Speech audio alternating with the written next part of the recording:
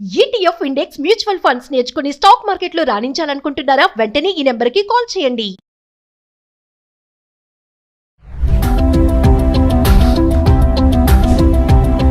నమస్తే, welcome back to Suman TV. ఈ రోజుల్లో బంగారంపై రుణాలు తీసుకునే వారి సంఖ్య సామాన్యుల్లో బాగానే పెరిగిపోతుంది.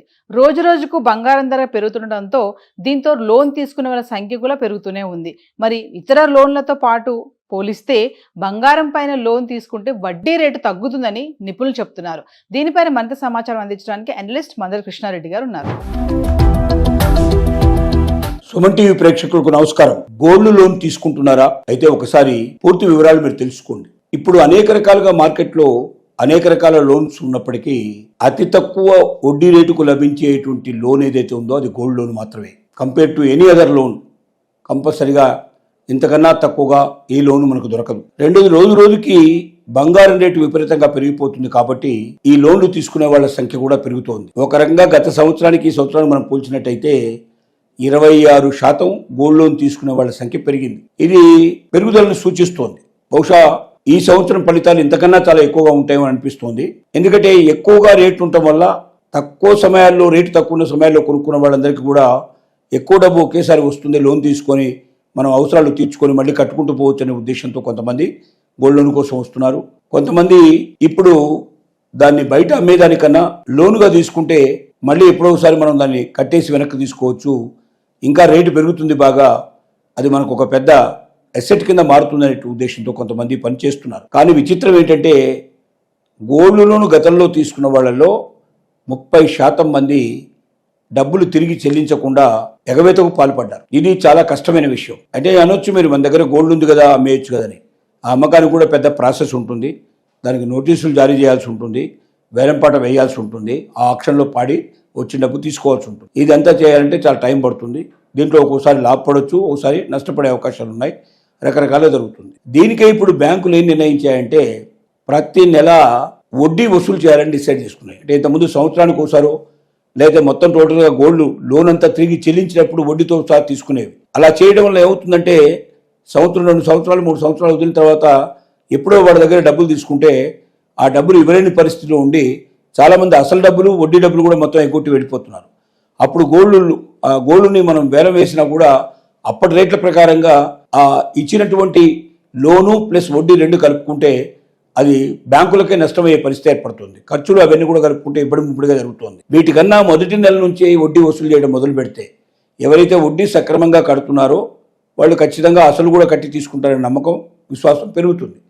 అలా కాకుండా వారు మొదట్లోనే మంత్లీ ఇచ్చేటువంటి వడ్డీనే ఎగ్గొట్టడం మొదలుపెట్టారంటే వాళ్ళని అనుమానించి వాళ్ళ దగ్గర నుంచి మొత్తం రికవర్ చేసి వాళ్ళ గోల్డ్ వాళ్ళకి ఇచ్చేసి మా లోన్ మొత్తం అమౌంట్ మాకు కట్టండి అని చెప్పి కూడా డిమాండ్ చేయడానికి అవకాశాలు ఉంటాయి. ఇది ఒక మంచి అవకాశం బ్యాంకులకి. రెండోది, రిజర్వ్ బ్యాంక్ ఆఫ్ ఇండియా చేసిన కొత్త నిర్ణయాల ప్రకారంగా ఇంతకుముందు గతంలో 2-3 సంవత్సరాల వరకు కూడా ఎంత కావాలంటే అంత లోన్ తీసుకున్న తర్వాత బంగారాన్ని విడిపించుకోకపోయినా ఇబ్బంది లేకుండా ఉండేది. దానివల్ల ఏంటంటే చాలామంది ఈ దేశం విడిచిపెట్టి వేరే దేశానికి వెళ్ళిన వాళ్ళు కానీ, లేకపోతే చనిపోయిన వాళ్ళు కానీ, ఇలాంటి వాళ్ళు ఎవరు కూడా దాన్ని తీసుకోవడానికి ముందుకు వచ్చేవాళ్ళు కాదు. దానివల్ల కొన్నిసార్లు బ్యాంకులకు లాభాలు వచ్చాయి, కొన్నిసార్లు నష్టాలు కూడా జరిగాయి. అలా కాకుండా ఇప్పుడు ఏం చేస్తున్నారంటే సంవత్సరానికి ఒక్కసారి మొత్తం డబ్బులు కట్టేసి బ్యాంకులో ఉన్నటువంటి మొత్తం బంగారం బయటికి తీసుకొని మళ్ళీ కావాలంటే కొత్తగా డిపాజిట్ చేసి మళ్ళీ కొత్తగా లోన్ తీసుకోవచ్చు.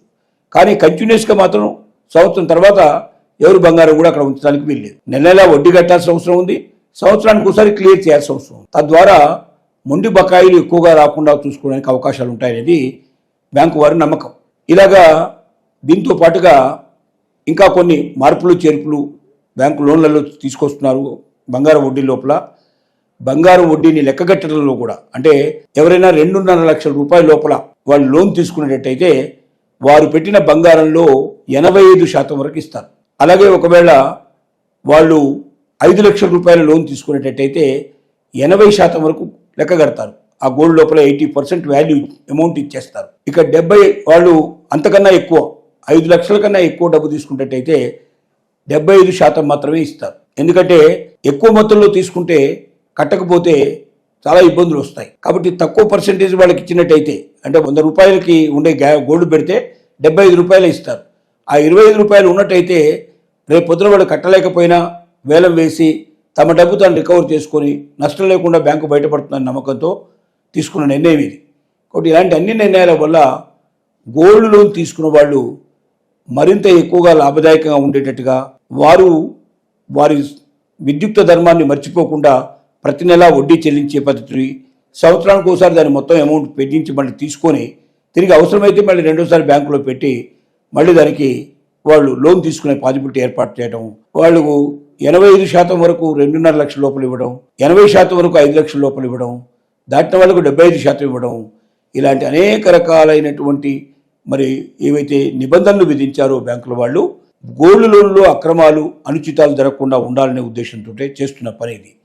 ఎందుకంటే గోల్డ్ ఒక్కోసారి ఎప్పుడు ఎంత పెరుగుతుందో ఎంత తగ్గుతుందో ఎవరు చెప్పలేరు. ఇప్పుడైతే బాగా పెరుగుతోంది, కానీ ఇది ఎన్నాళ్ళు ఉంటుంది? ఒకవేళ తగ్గితే రేపు పొద్దున పరిస్థితి ఏమిటి? ఒకవేళ అనూహ్యంగా తగ్గింది, అప్పుడు వీళ్ళకి ఇంత వడ్డీ ఇచ్చిన తర్వాత అది బాగా తగ్గితే ఆ వడ్డీకి వచ్చిన డబ్బులు మొత్తం మనుషులకు ఉండేటువంటి ఆలోచన ఏంటంటే తమ కట్టాల్సిన దానికన్నా తమ గోల్డ్ డబ్బులు ఎక్కువ వస్తాయి దాంట్లో అనే ఆశ ఉంటే డబ్బు కట్టి తీసుకుంటారు. లేకపోతే తమ కట్టిన డబ్బు కన్నా తక్కువ వస్తుంది అనుకున్నప్పుడు కట్టడానికి సిద్ధపడరు, అలా ఎగవసే ప్రయత్నం చేస్తారు. కాబట్టి చాలా జాగ్రత్తగా మూవ్ చేసుకొని బ్యాంకులకు నష్టం రాకుండా, వినియోగదారులకు కూడా నష్టం లేకుండా ఉభయకుషు లోపల ఉండేటట్టుగా ప్రయత్నాలు జరుగుతున్నాయి.